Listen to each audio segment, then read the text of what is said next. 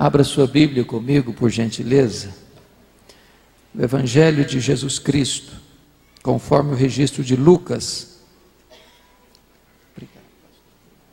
Lucas capítulo 9. Lucas capítulo 9.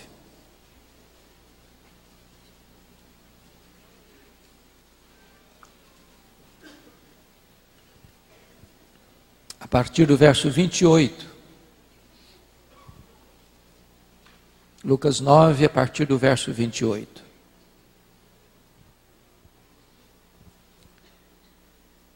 Cerca de 8 dias depois de proferidas estas palavras, tomando consigo a Pedro, João e Tiago, subiu ao monte com o propósito de orar. E aconteceu que enquanto ele orava, a aparência do seu rosto se transfigurou e suas vestes resplandeceram de brancura. Eis que 2 varões falavam com ele, Moisés e Elias, os quais apareceram em glória e falavam da sua partida, que ele estava para cumprir em Jerusalém. Pedro e seus companheiros achavam-se premidos de sono, mas conservando-se acordados, viram a sua glória e os 2 varões que com ele estavam. Ao se retirarem estes de Jesus, disse-lhe Pedro: Mestre, bom estarmos aqui. Então façamos 3 tendas, uma será tua, outra de Moisés e outra de Elias, não sabendo porém o que dizia. Enquanto assim falava, veio uma nuvem e os envolveu, e encheram-se de medo ao entrarem na nuvem. E dela veio uma voz dizendo: Este é o meu filho, o meu eleito, a ele ouvi. Depois daquela voz achou-se Jesus sozinho. Eles calaram-se e naqueles dias a ninguém contaram coisa alguma do que tinham visto. No dia seguinte, ao descerem eles do monte, veio ao encontro de Jesus grande multidão. E eis que dentre a multidão surgiu um homem dizendo em alta voz: Mestre, suplico-te que vejas meu filho, porque é o único. Um espírito se apodera dele e de repente o menino grita, e o espírito o atira por terra, convulsiona-o até espumar, e dificilmente o deixa depois de o ter quebrantado. Roguei aos teus discípulos que o expelissem, mas eles não puderam. Respondeu Jesus: Ó geração incrédula e perversa, até quando estarei convosco e vos sofrerei? Traze o teu filho. Quando se ia aproximando, o demônio o atirou no chão e o convulsionou. Mas Jesus repreendeu o espírito imundo, curou o menino e o entregou a seu pai. E todos ficaram maravilhados ante a majestade de Deus. Como todos se maravilhassem de quanto Jesus fazia, disse aos seus discípulos: Fixai nos vossos ouvidos as seguintes palavras: O Filho do Homem está para ser entregue nas mãos dos homens. Eles, porém, não entendiam isto, e foi-lhes encoberto para que não compreendessem. E temiam interrogá-lo a este respeito. Amém. Meus irmãos, eu gostaria de falar sobre 3 grupos presentes aqui nesse texto. Eu gostaria de tratar com vocês sobre 3 aspectos diferentes da nossa relação com Deus. 3 tipos distintos da espiritualidade. O primeiro grupo, formado por Pedro, Tiago e João, esses 3 apóstolos mais próximos de Jesus, que são convidados por Jesus para subirem com ele o monte da transfiguração. O segundo grupo é o grupo formado pelos 9 apóstolos que não subiram o monte e ficaram naquele vale próximo ao monte. O terceiro grupo, formado apenas pela pessoa de Jesus, a espiritualidade de Jesus. Se vocês notarem, Pedro, Tiago e João sobem o monte com Jesus e veem coisas magníficas, extraordinárias, insólitas, milagrosas. Porém, eles estão desprovidos de discernimento espiritual para entenderem as coisas mais básicas e elementares do cristianismo. Então nós vamos chamar essa espiritualidade a espiritualidade do monte, do êxtase sem entendimento. O segundo grupo, formado pelos apóstolos que não subiram o monte, que ficaram no sopé, no vale, eles também não oraram, eles também não jejuaram, eles também não exerceram a fé. E diz Marcos, no relato paralelo de Lucas, que eles estavam discutindo com os escribas, com os opositores de Jesus. Em vez de estarem fazendo a obra, estavam discutindo a obra.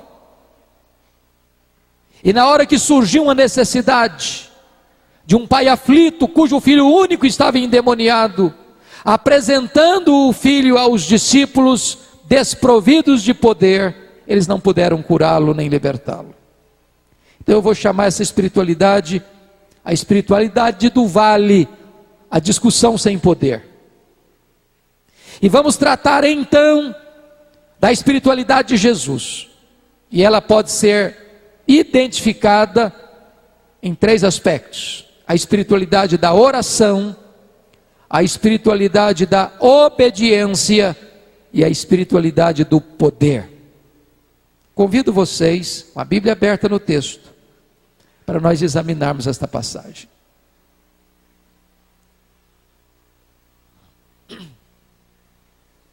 Primeiro vamos ver a espiritualidade do monte, do êxtase sem entendimento. Diz o texto que Jesus subiu o monte para orar. E é só Lucas que nos informa isso. Mateus e Marcos também registram esse episódio, mas nenhum dos dois afirma que Jesus subiu o monte para orar. Lucas faz isso. E de fato Jesus orou. Mas Pedro, Tiago e João, que subiram com ele, não oraram. Eles dormiram. O que dava prazer e deleite a Jesus provocava cansaço em Pedro, Tiago e João. O que era o prazer do Filho de Deus, falar com o Pai, estar em comunhão com o Pai, gerava neles uma fadiga e um cansaço. O que é interessante é que no topo desta montanha, Pedro, Tiago e João assistem 4 milagres extraordinários. E nós somos levados a pensar o seguinte: que se nós virmos mais milagres, nós creremos mais. É preciso dizer que nós cremos em milagres. É preciso dizer que nós pregamos sobre milagres. É preciso dizer que nós oramos por milagres. É preciso dizer que nós esperamos milagres, isso é fato. Glória a Deus por isso. Mas também nós entendemos que o milagre não é o Evangelho. E também nós entendemos que os milagres não são um substituto do Evangelho. Que milagres estes homens viram? Primeiro, eles viram Jesus se transfigurando, o rosto de Jesus brilhando, o corpo de Jesus iluminado, a Shekinah de Deus descendo ali. Segundo milagre que eles viram, Moisés e Elias aparecem em glória, falando com Jesus, acerca da sua partida para Jerusalém. Terceiro milagre que eles veem, uma nuvem luminosa os envolve, os engole, os envelopa. Quarto milagre que eles veem, de dentro da nuvem brota uma voz divina: este é o meu filho, o meu eleito, a ele ouvi. Tendo visto coisas tão extraordinárias, será que eles tiveram o discernimento mais apurado? Providencialmente, no topo deste monte, 3 gerações são representadas: a geração de Moisés, a geração de Elias e a geração dos apóstolos.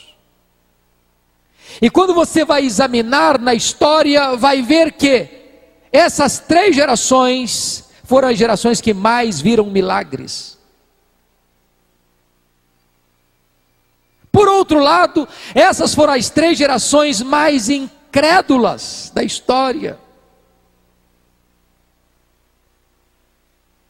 Eles estão vendo milagres, mas não estão tendo discernimento das coisas mais essenciais da fé cristã. O que é que eles não discerniram? Primeiro, eles não discerniram a centralidade da pessoa de Jesus. Lembrem, quando Pedro disse assim para Jesus: mestre, bom estarmos aqui, vamos fazer 3 tendas, uma será tua, outra de Moisés, outra de Elias. E diz o texto que ele não sabia o que estava falando. E por que ele não sabia o que estava falando? Porque estava falando uma bobagem, porque estava cometendo uma gafe doutrinária, porque ele estava colocando Jesus no mesmo nível, no mesmo patamar de Moisés e Elias. Ele estava colocando Jesus no mesmo nível do representante da lei e do representante dos profetas. Mas prestem bem atenção, Jesus não é apenas um grande homem, Jesus é o Filho de Deus. Jesus é único, Jesus é singular, Jesus é incomparável, louvado seja o seu nome. Tanto é que Pedro não sabia o que estava falando, que o próprio Pai, do meio da nuvem luminosa, corrige a distorção de Pedro, dizendo: este é o meu filho, o meu amado, a ele ouvi. E quando eles abriram os olhos, não viram ninguém mais senão Jesus Cristo. Porque a nossa espiritualidade não está centrada em Moisés, nem em Elias. A nossa espiritualidade está centrada em Jesus Cristo, o Filho de Deus. Ele é a razão da nossa vida.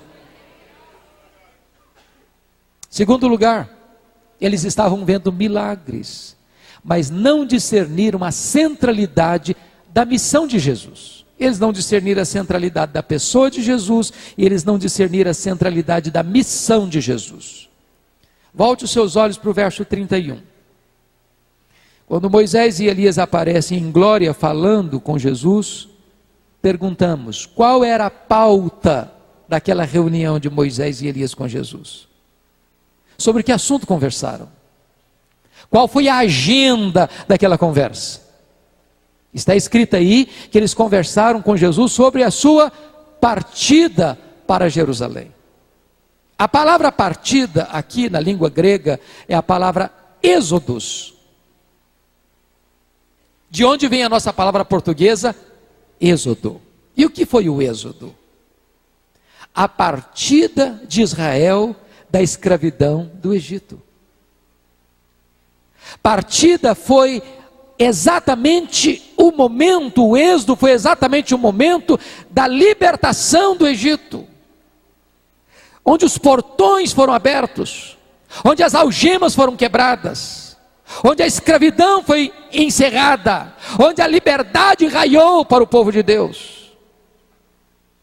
O que Moisés e Elias estão conversando com Jesus é que a sua partida para Jerusalém não seria uma partida para uma das outras festas de Israel ou para qualquer outro evento em Israel, era a partida para a cruz.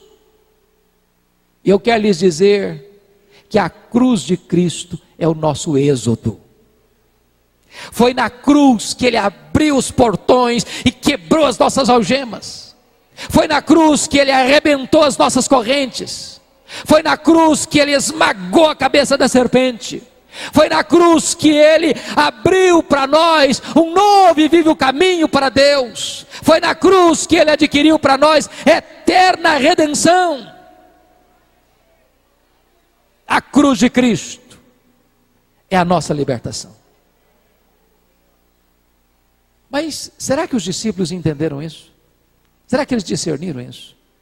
Diz o texto que Jesus desce desse monte e cura e liberta aquele menino endemoniado. E diz o verso 43 que diante daquele milagre, daquela cura, daquela libertação, todos, inclusive os discípulos, ficaram maravilhados ante a majestade de Deus. E Jesus, percebendo que este sentimento de encanto, de êxtase com o milagre, poderia ser sutilmente uma tentação na vida dos discípulos, para que, como acontecera no passado, quando ele multiplicou os pães e os peixes, a multidão queria fazê-lo rei, e fazendo-o rei, estavam de certa forma tentando desviá-lo do caminho da cruz. Jesus se dirige no verso 44 aos discípulos assim: fixai nos vossos ouvidos as seguintes palavras: o Filho do Homem está para ser entregue nas mãos dos homens. Sabe o que Jesus está querendo dizer aqui? Está querendo dizer o seguinte: não pensem em vocês que eu vou mudar a minha agenda, não pensem em vocês que eu vou alterar meu cronograma. Botem nos ouvidos de vocês isso, ponham no coração de vocês isso, entendam isso. Eu vim para a cruz, e esta agenda foi traçada na eternidade, e nada nem ninguém vai me deter, nada nem ninguém vai me desviar do caminho. Entendam isso, eu vim para morrer, e é para a cruz que eu estou indo, e ninguém vai me demover dessa agenda. Meus amados irmãos, o Cordeiro foi morto antes da fundação do mundo. Eu quero dizer para você que a sua redenção não foi um plano B, porque o plano A fracassou. Eu quero dizer para você que Deus amou você antes de ter criado o universo. Eu quero dizer para você que Deus botou você no coração dele antes de existir céu e terra. Eu quero dizer para você que Deus voluntariamente, sacrificialmente, entregou o seu Filho para morrer no seu lugar, antes mesmo que você existisse. Ele amou você com amor eterno. E a prova mais eloquente do amor de Deus não é ter escrito em letras de fogo nas nuvens: eu te amo. A prova mais eloquente do amor de Deus por você é que Ele entregou o seu Filho para morrer em seu lugar na cruz do Calvário. Qualquer espiritualidade que não passe pela cruz de Cristo é uma falsa espiritualidade. Qualquer espiritualidade que não passe pelo Calvário não é a verdade de Deus. A pergunta é: será que os discípulos discerniram isso? Diz o verso 45, que eles, porém, não entendiam isto, vendo milagres, mas não discernindo nem a centralidade da pessoa de Jesus, nem a centralidade da missão de Jesus. Terceiro lugar, eles não discerniram a centralidade da missão deles mesmos. Quando Pedro diz assim para Jesus: mestre, bom estarmos aqui, vamos fazer 3 tendas, uma será a tua, outra de Moisés, outra de Elias. Sabe o que ele estava querendo dizer? Senhor, ficar nesse monte é tão gostoso, é tão bom. Deixa eu dizer uma coisa: se eu pudesse, Maestro Celso, ficar aqui a noite inteira ouvindo coral, eu ficaria, com deleite na alma. Ficaria mesmo, ficaria mesmo, ficaria mesmo. É bom demais. E Pedro diz: Senhor, vão ficar aqui, Senhor, não vão descer não. Lá embaixo tem gente sofrendo, lá embaixo tem gente sangrando, lá embaixo tem gente demoniada, lá embaixo tem gente doente, lá embaixo tem problema, Jesus. Vão ficar aqui, vão ficar aqui. Mas esta é a espiritualidade da fuga, porque aqui você e eu vimos, é para recarregar as baterias, Porque o nosso ministério nós vamos exercer lá no vale, é lá na sua fábrica, é lá na sua empresa, é lá no seu escritório, é lá no seu hospital, é lá no seu táxi, é lá nos seus negócios, é lá nos seus afazeres, é lá na sua vizinhança, é lá na sua família, é lá que você vai exercer o seu ministério. Quarto lugar, eles estavam vendo milagres, mas eles não discerniram a centralidade da adoração. Diz o texto que quando eles ouviram a voz de Deus daquela nuvem, de dentro da nuvem, eles caíram. Diz Mateus que eles caíram de bruço, de medo. Diz aqui Lucas que eles ficaram aterrados de medo, apavorados. E aqui eu quero destacar dois extremos. Primeiro deles, nessa questão da adoração, é a falta de reverência, irmãos. A nossa geração parece que é a geração da irreverência. Já perceberam isso? As pessoas parecem que perderam o temor de Deus. Fazem piadas com o nome de Deus, chacota com o nome de Deus.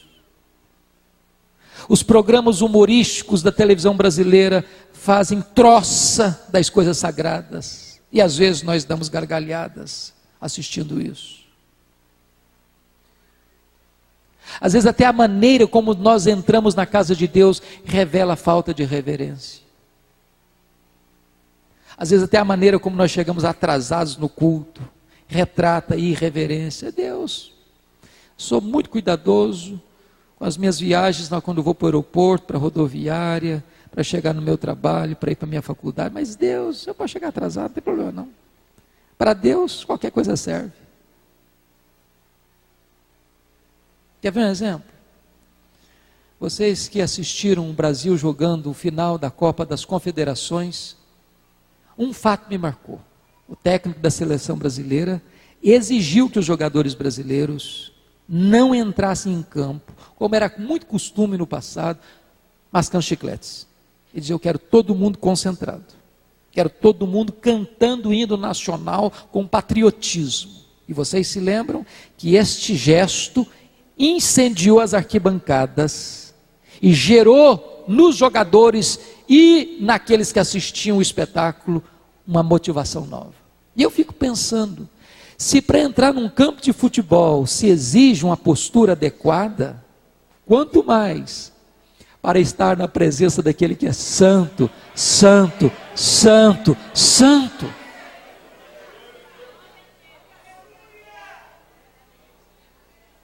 Portanto, a falta de reverência é um extremo muito perigoso. O outro lado, a outro lado da moeda, é a espiritualidade da fobia de Deus, do medo de Deus. Foi o que esses homens demonstraram. Às vezes até os pais, quando vão educar os filhos, cometem esse erro. O menino faz uma peraltice, e o pai e a mãe dizem: menino, cuidado, Deus vai te castigar.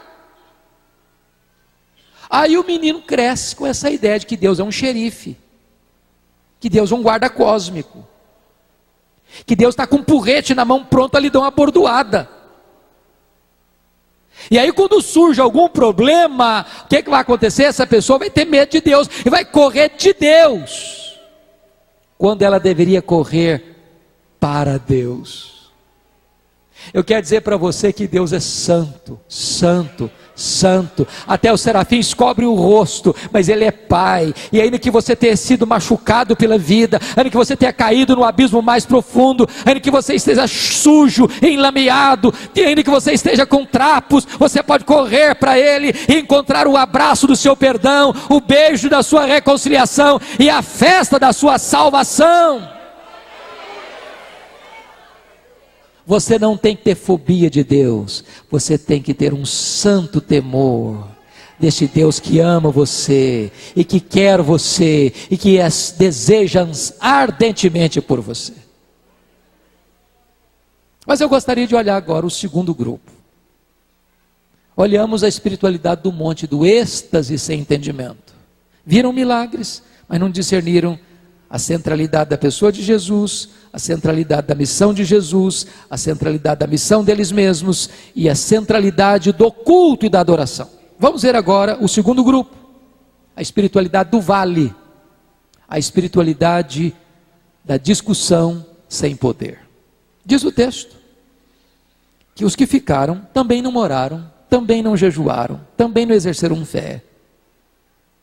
E diz Marcos, no texto paralelo, que apareceram por lá os escribas, eram os doutores da época, eram os teólogos da época, mas eram opositores de Jesus, e começaram a discutir com eles, e eles se envolvem na discussão, e eles são enredados pela discussão, e eles gastam o seu tempo todo na discussão, e eles então não se preparam, porque investem o tempo todo discutindo.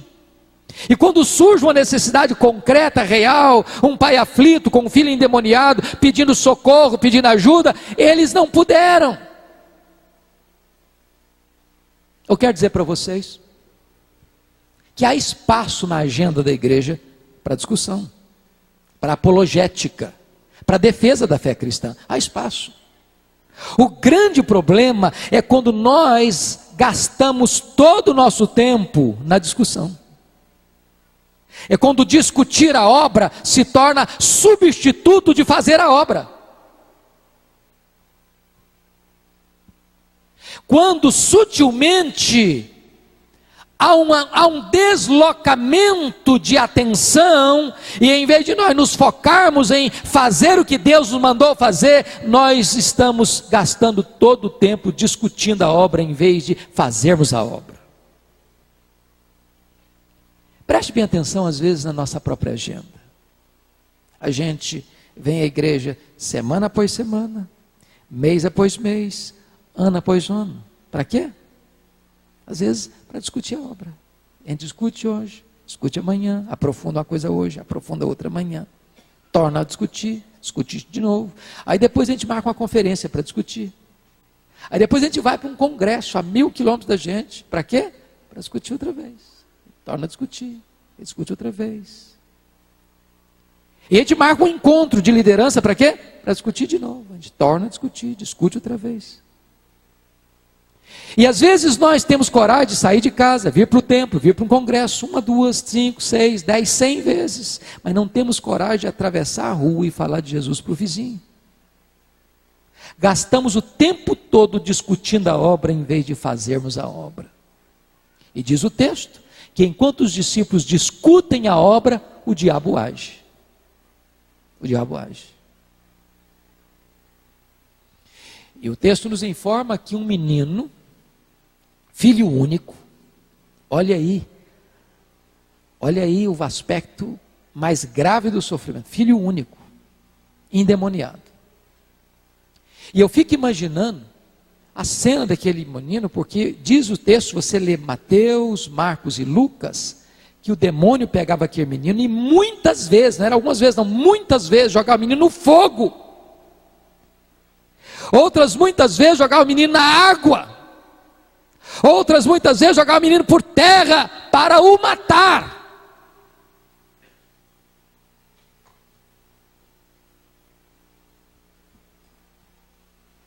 E eu fico imaginando essa cena, sabe?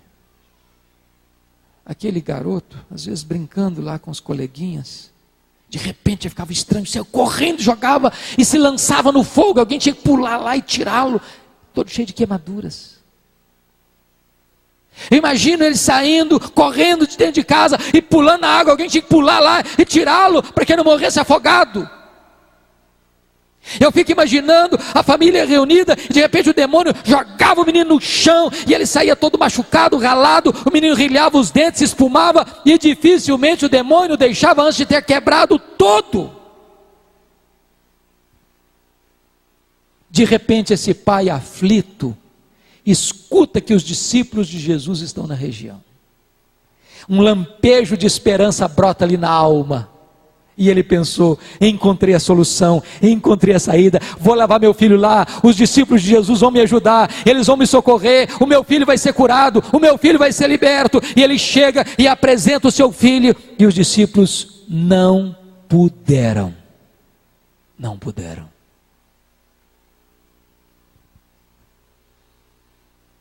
Quando aquele pai trouxe o menino para Jesus e disse: eu apresentei o meu filho aos teus discípulos e eles não puderam.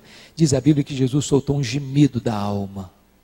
Ó geração incrédula e perversa, até quando vos suportarei? Traz aqui o teu filho. E Marcos nos informa isso. O pai faz a seguinte pergunta para aquele pai: desde quando o menino está assim? Lembram da resposta? O pai respondeu: desde a sua infância. E a palavra grega que aparece para infância lá é a palavra brefos. E brefos descreve desde a vida intrauterina até a primeira infância. Sabe o que me dá a entender? Que talvez aquele menino já era endemoniado desde o ventre da mãe. Dá a entender que aquele menino, quando nasceu, era um bebê esquisito. Logo que aquele menino começou a falar, falava coisas esquisitas. Imagina o drama, a angústia, o desespero desses pais. Eu era pastor em Vitória, no começo do meu pastorado.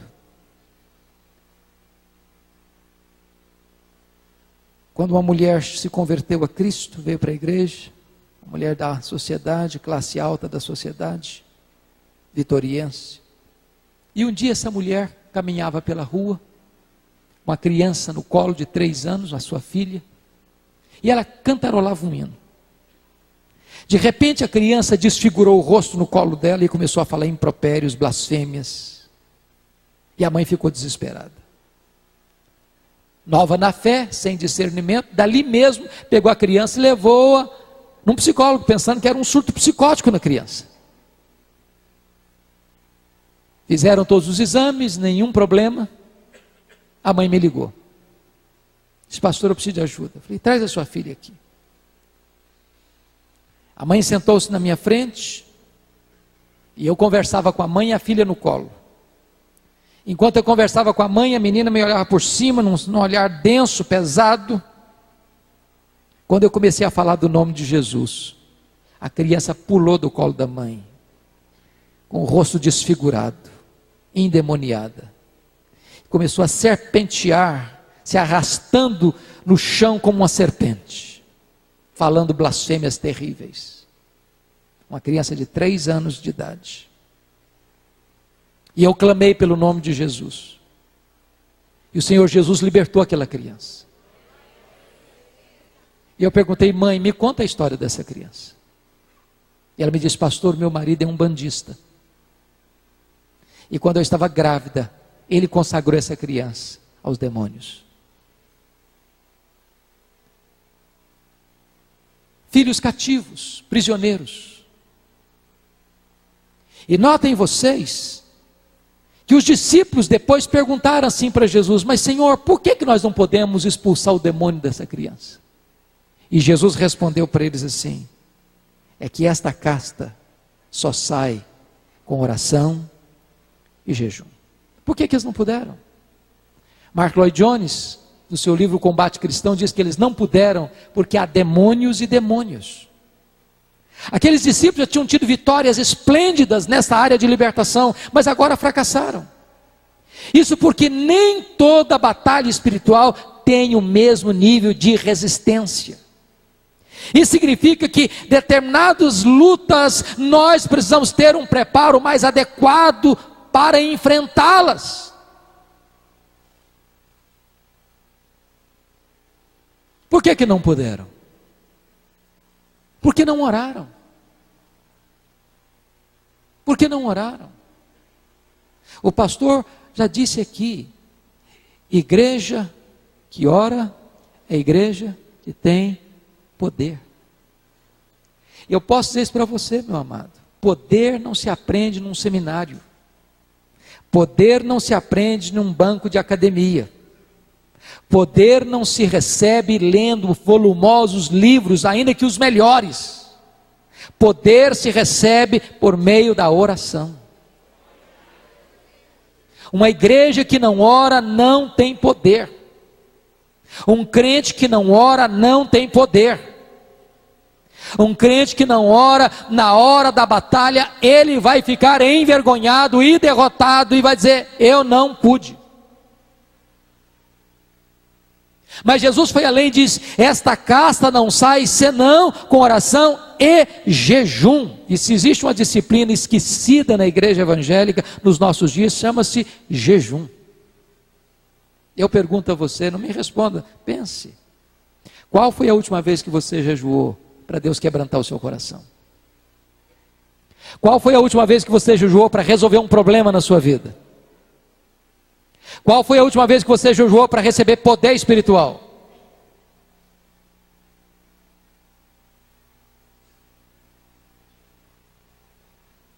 Dr. John Piper, tratando dessa questão de jejum, ele disse que às vezes o que nos afasta de Deus nem sempre é uma coisa errada em si mesma, pode ser uma coisa boa. Uma coisa boa pode afastar você de Deus, sabia? Toda vez que você substitui o Criador pela criatura, você está cometendo um erro. Toda vez que você substitui o doador pela dádiva, você está cometendo um erro.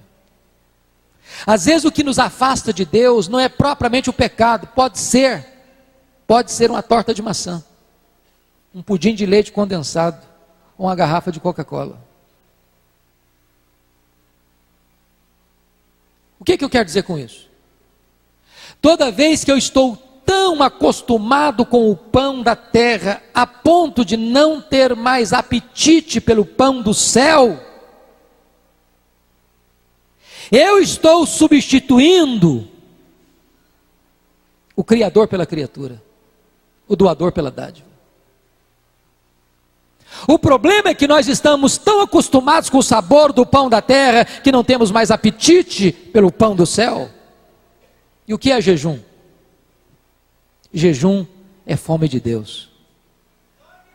Jejum é fome de Deus. Jejum é fome do pão do céu. Em 1 Coríntios capítulo 10, verso 31, Paulo ensina assim: portanto, quer comais, quer bebais, quer façais qualquer outra coisa, inclusive o jejum, fazei tudo para a glória de Deus. Aí você pergunta então, bom, se eu como para a glória de Deus, se eu bebo para a glória de Deus, e se eu jejuo para a glória de Deus, então qual é a diferença entre comer e jejuar? Pois se faço ambos para a glória de Deus.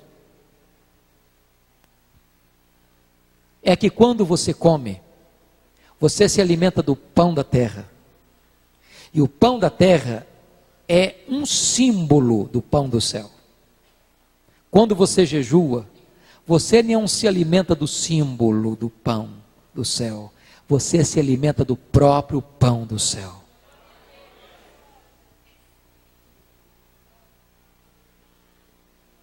Se nós queremos poder, nós precisamos jejuar.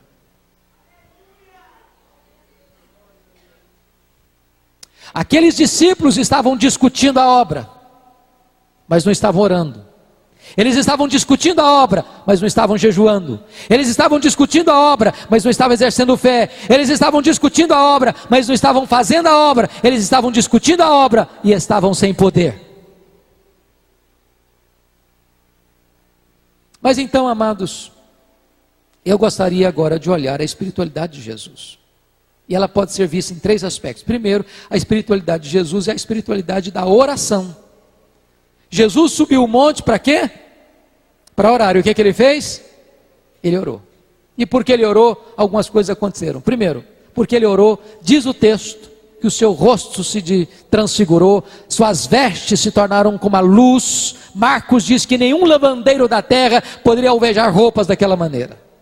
Porque Jesus orou, a Shekinah de Deus desceu sobre a sua vida. A glória de Deus se estampou na sua vida.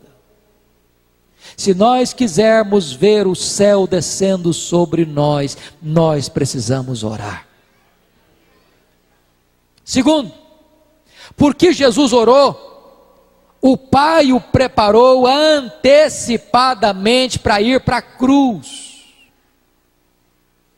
Quando Moisés e Elias conversam com Jesus sobre a sua partida, era o pai preparando o seu filho para aquele momento crucial da história. Era o pai consolando o seu filho antecipadamente. Quando você ora, meu irmão, Deus prepara você, Deus equipa você, Deus capacita você para enfrentar os grandes momentos da sua vida. Terceiro lugar, porque Jesus orou, o pai o defendeu. Porque quando Pedro disse aquela tolice, mestre, bom estarmos aqui, vamos fazer 3 tendas. Jesus poderia ter se defendido, mas ele não se defendeu, ele orou. E porque ele orou, o pai o defendeu. Este é o meu filho, o meu eleito, a ele ouvi. Se nós orarmos mais, meus irmãos, nós nos defenderemos menos. Se nós orarmos mais, nós brigaremos menos. Se nós orarmos mais, nós veremos mais os milagres de Deus acontecendo. Mas em segundo lugar, a espiritualidade de Jesus é a espiritualidade da obediência. Eu volto a perguntar, qual foi a agenda daquela reunião de Jesus com Moisés e Elias? A sua partida para Jerusalém, a sua morte na cruz. A pergunta é, quando Jesus desceu desse monte, que grau de compromisso ele revela com esta agenda, com este propósito? Vejamos. Primeiro, o versículo 44, diz que ele se dirige aos discípulos, que junto com todos estão maravilhados com o milagre, dizendo assim, fixai nos vossos ouvidos as seguintes palavras: o Filho do Homem vai ser entregue nas mãos dos homens. Eu estou indo para a cruz. Eu estou obedecendo uma agenda do Pai. Foi o Pai que voluntariamente, amorosamente me entregou, e eu voluntariamente estou indo. Eu vou para a cruz. Não pense que eu vou mudar minha agenda. Ele está pronto a obedecer. Veja comigo o verso 51 desse mesmo capítulo. E aconteceu que, ao se completarem os dias em que devia ele ser assunto ao céu, manifestou no semblante a intrépida resolução de ir para Jerusalém. Meus irmãos, que coisa magnífica! Jesus manifesta no semblante a intrépida resolução de ir para Jerusalém. Todo mundo lia isso no rosto dele. Eu estou indo para a cruz. E ele marcha para a cruz como um rei caminha para a sua coroação. Ele entende que a cruz era a sua hora, a hora de glorificar o Pai, a hora de adquirir para nós redenção, a hora que o inferno seria desbaratado, a hora que a vitória de Deus seria retumbante, porque por meio da sua morte, Ele nos trouxe vida. Se você notar o verso 52 e 53, essa ideia fica ainda mais clara. E Jesus enviou mensageiros que o antecedessem. Indo eles, entraram numa aldeia de samaritanos para lhe preparar pousada. Mas os samaritanos não o receberam, porque o aspecto dele era de quem decisivamente ia para Jerusalém. Ele está determinado a obedecer, ainda que o caminho da obediência passasse pelo Calvário, pela cruz. Qualquer espiritualidade que não passe pela obediência não é a espiritualidade de Jesus. Você não é o que você fala, você é o que você faz.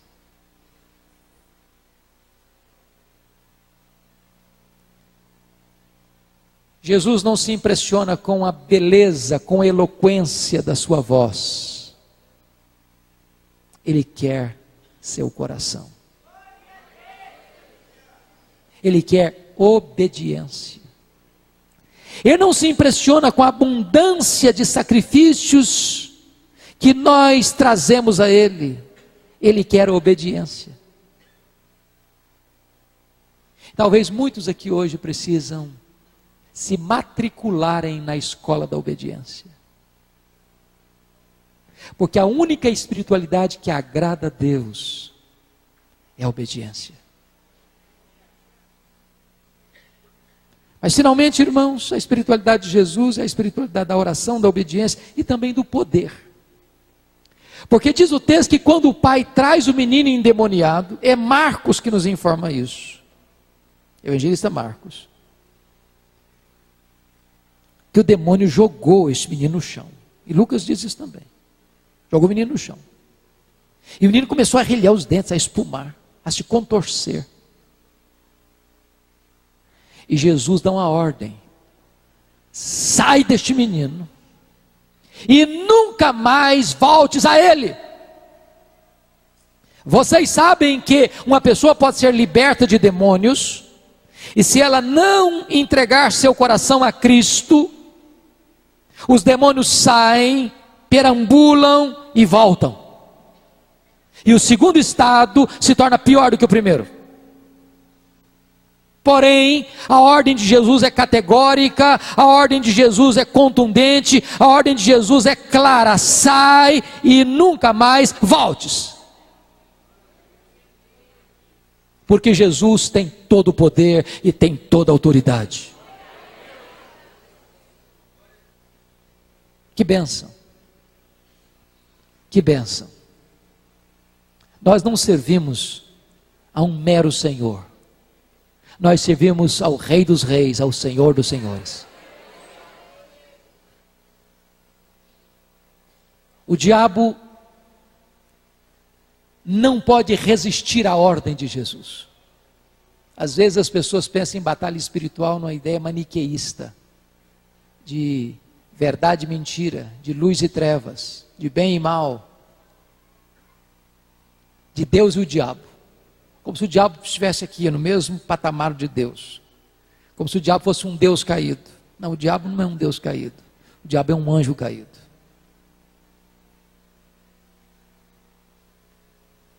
O diabo não pode dar um passo sem que Deus o permita dar. Ele não pode fazer nada sem que Deus o permita fazer. Na linguagem de Martinho Lutero, o diabo é o cachorro na coleira de Deus. Ele só pode ir até onde Deus o permite ir. O diabo não manda nem no inferno. O diabo não é o rei do inferno. O rei do inferno é o Senhor Jesus Cristo. O diabo lá no inferno vai ser atormentado de dia e de noite. Quem manda no inferno é Jesus. Quem tem as chaves da morte do inferno é Jesus. Diante de Jesus se prostra todo joelho, no céu, na terra e debaixo da terra. Anjos, homens e demônios precisam se curvar, e toda língua precisa confessar que Jesus Cristo é Senhor, para a glória de Deus Pai.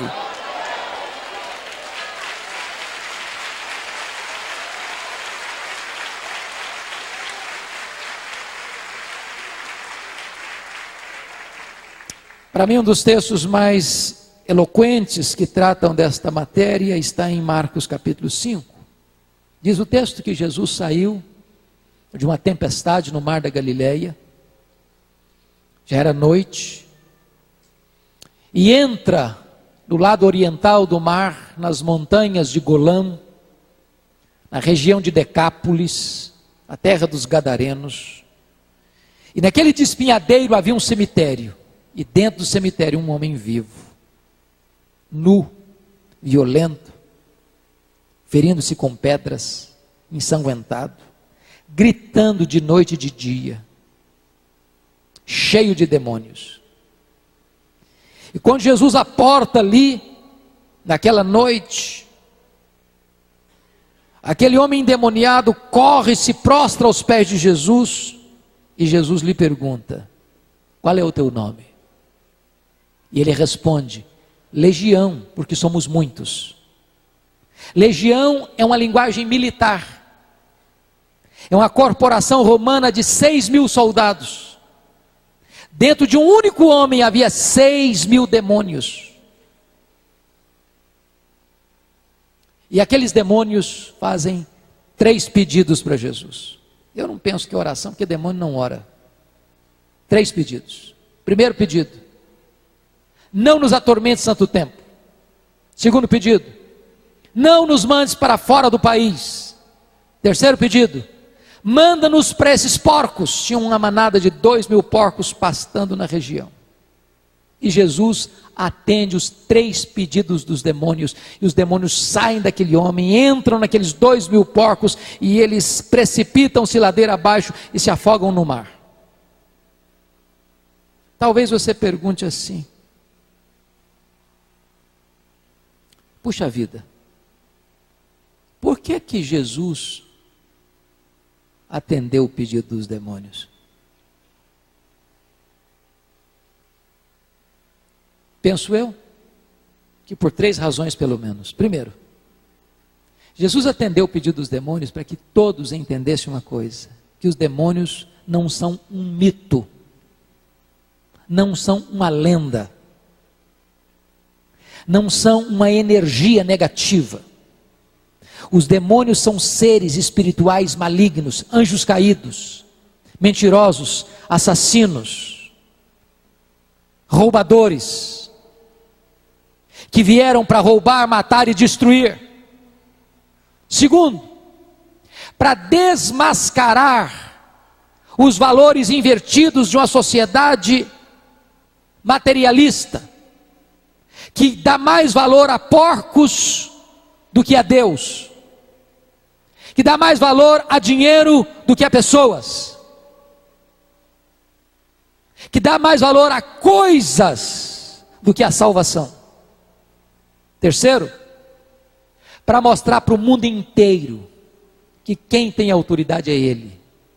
Os demônios ficam se Jesus permitir, os demônios saem se Jesus mandar.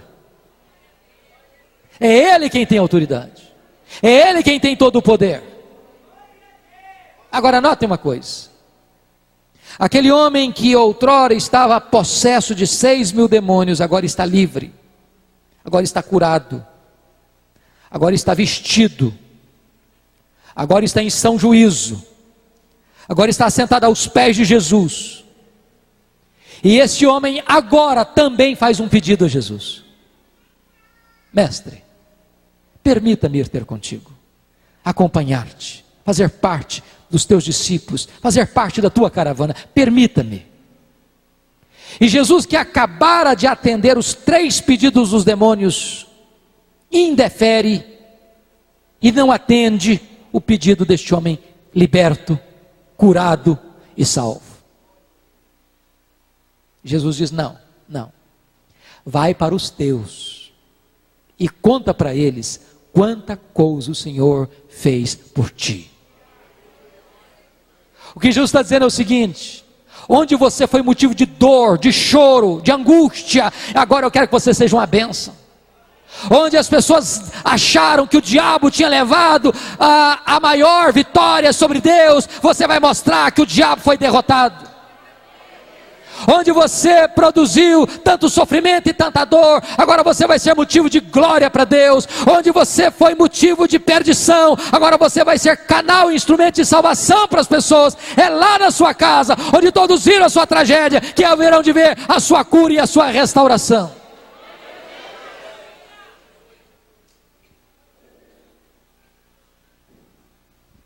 Jesus está nos mostrando, irmãos,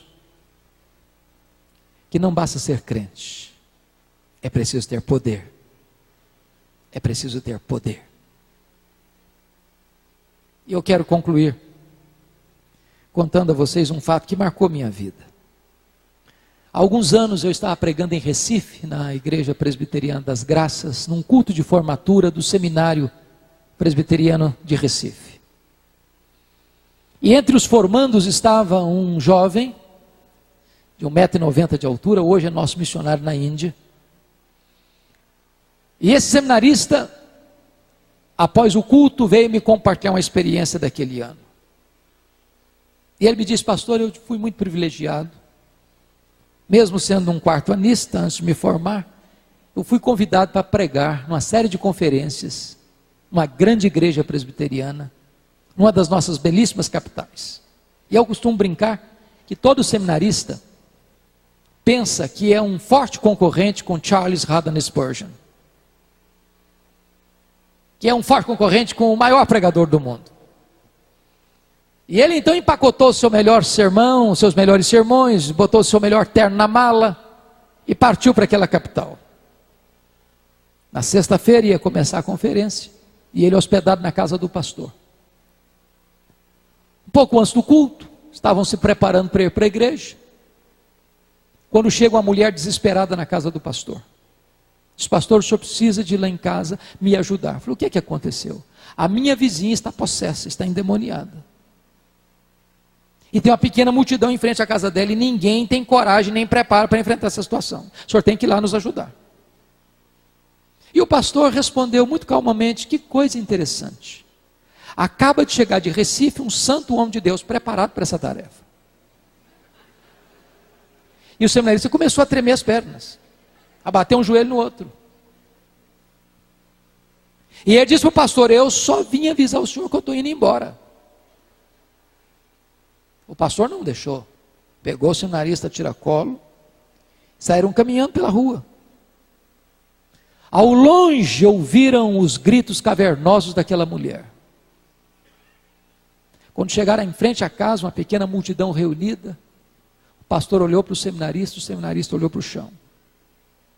O pastor disse: seminarista, o caso é todo seu, pode entrar na casa. O seminarista, tremendo muito, entrou na casa. Se deparou com um quadro horrível, horrível. Aquela mulher estava com seus cabelos desalinhados, seus olhos vermelhos, seu rosto desfigurado. E quando ele tentou esboçar a primeira frase, a mulher lhe deu uma bofetada na cara e o jogou ao chão. Ao chão. Um homem de 1,90 m de altura. E no chão ele ficou, por mais de uma hora. Por mais de uma hora. E a mulher ao redor dele, bufando como uma fera selvagem. E diz: pastor, eu fui nocauteado. Nesse tempo a minha vida passou na minha mente como um filme. E eu comecei a perceber que crente vazio era. Como a minha alma estava seca, desprovida de poder. E ele disse que depois de uma hora que estava no chão, ele começou a orar a Deus, no silêncio do seu coração. Disse: meu Deus, eu ainda sou teu servo, Senhor. Não me deixe envergonhado, não me deixe abatido. Restaura a minha autoridade, restaura meu poder. Não deixe o teu nome, ó Deus, debaixo de opróbrio. Como que Sansão, agarrado naquelas colunas, ele clamava pela misericórdia de Deus. E depois que ele estava orando assim, no silêncio do seu coração, nocauteado no chão, a mulher caiu. E quando ela caiu, ele se levantou. Porque diante de Deus, humildade, mas diante do diabo, autoridade. E ele deu ordem àqueles demônios, e a mulher ficou liberta. E esse seminarista, chorando, abraçado comigo, me disse uma frase que eu nunca mais pude esquecer. Ele me disse assim: pastor Hernandes, eu entendi uma coisa. Não basta ser crente. Não basta ser membro de igreja. Não basta ter uma Bíblia. Não basta fazer orações formais. Não basta ser batizado. Não basta ser um seminarista, um diácono, um presbítero, um missionário, um pastor. É preciso ter o poder do Espírito Santo na vida. É preciso da unção do Espírito Santo de Deus. É preciso do revestimento do alto. E eu quero dizer para você, meu irmão, que você e eu precisamos desse poder. Nós necessitamos desse poder. E hoje o Espírito de Deus está neste lugar. E se há falta de poder, não é porque não tem poder, porque toda a suprema grandeza do poder de Deus está à sua, à minha, à nossa disposição. E hoje Deus quer revestir você e eu com o poder do seu Espírito. Curva sua fronte, por favor. Vamos orar.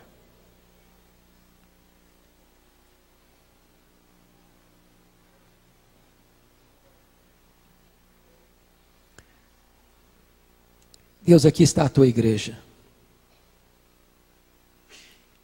O povo que foi comprado e lavado no sangue do Cordeiro.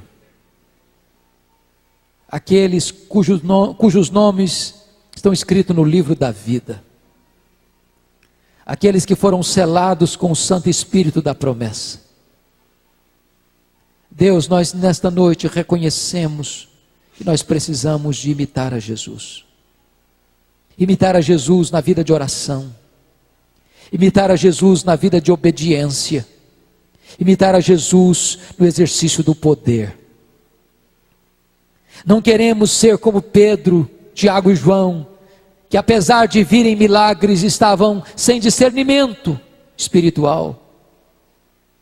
Não queremos ser como aqueles outros 9 que, embora discutindo coisas talvez sublimes, mas estavam vazios, áridos e desprovidos de poder.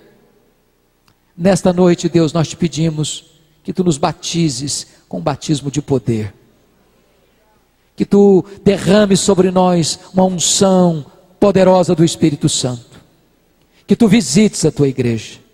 Que tu fortaleças a tua igreja. Que tu reavives a tua igreja. Que tu te manifestes à tua igreja. Para o louvor da tua glória. Em nome de Jesus. Amém.